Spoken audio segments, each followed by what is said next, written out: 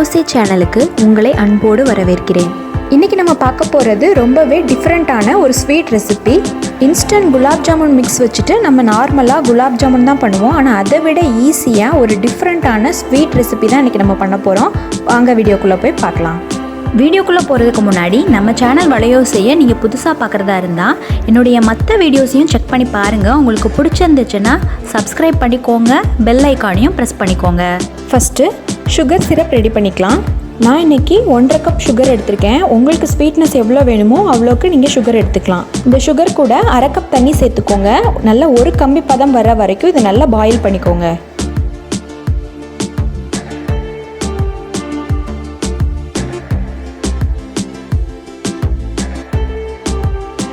Sugar நல்லா கரைஞ்சிருச்சு.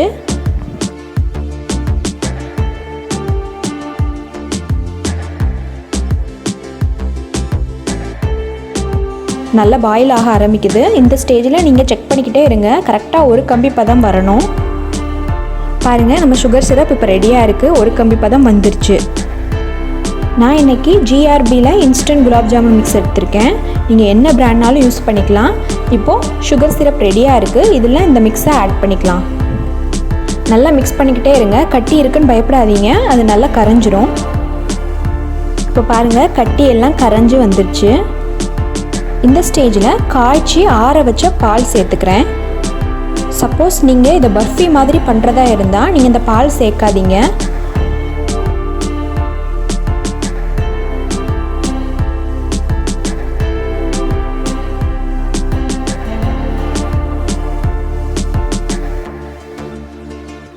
ஒரு spoon நெய் ஆட் பண்ணிக்கோங்க.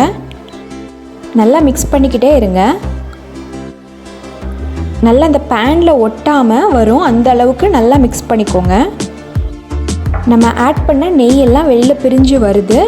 பேனில் ஒட்டாமல் நல்லா வருது பாருங்கள். சுருண்டு வரும்போது ஒரு டின்னில் நெய் நல்லா க்ரீஸ் பண்ணி வச்சுருக்கேன். இப்போ இதில் நான் இதை செட் பண்ண போகிறேன்.